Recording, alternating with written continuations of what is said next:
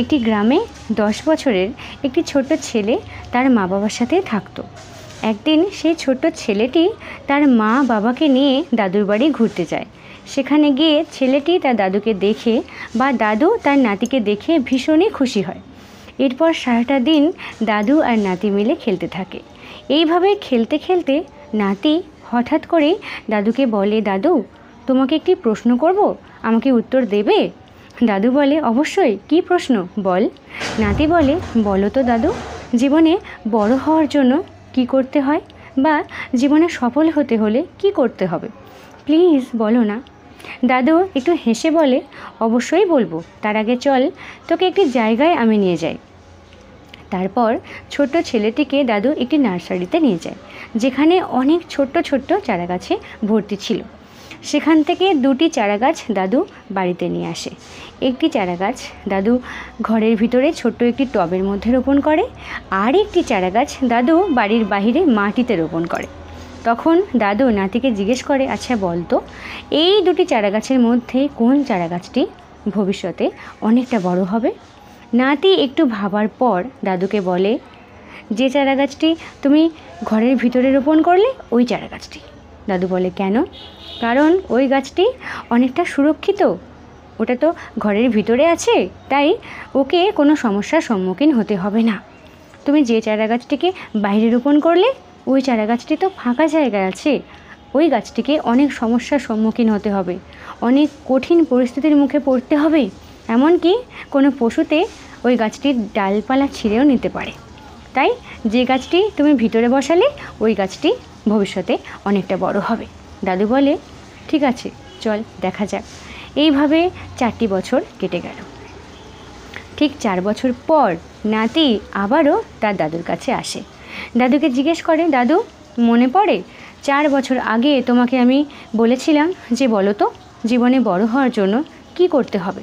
তুমি আমাকে কোনো উত্তর দাওনি, প্লিজ দাদু আজকে তো বলো। দাদু হেসে বলে, অবশ্যই বলবো, তার আগে চল, মনে আছে 4 বছর আগে আমরা 2টি চারাগাছ রোপণ করেছিলাম, তো ওই 2টি চারাগাছ এখন কি অবস্থায় আছে একটু দেখে আসি। নাতি বলে, অবশ্যই, চলো চলো। দাদু তখন নাতিকে নিয়ে ঘরে যায়।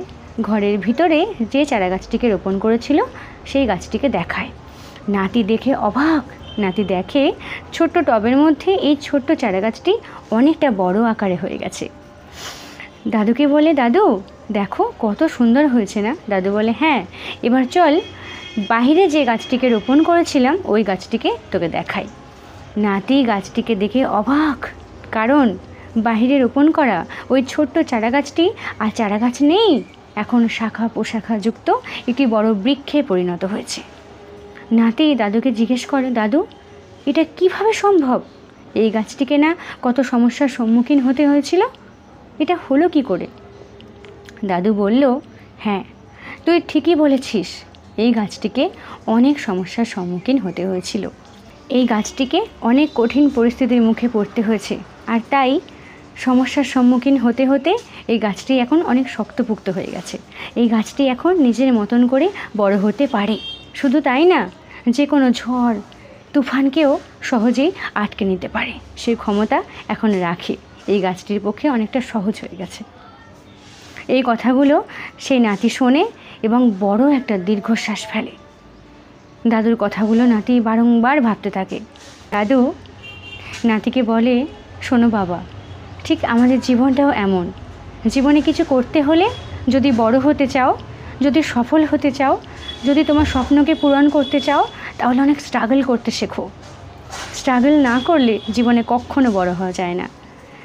যে মানুষগুলো সর্বদা কমফোর্ট জোনের মধ্যে থাকতে চায়, তারা জীবনে বড় কিছু কখনো করতে পারে না।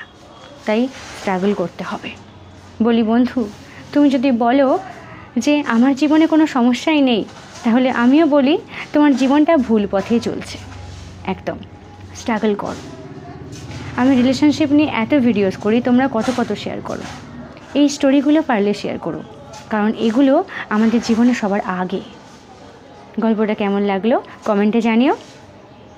টাটা।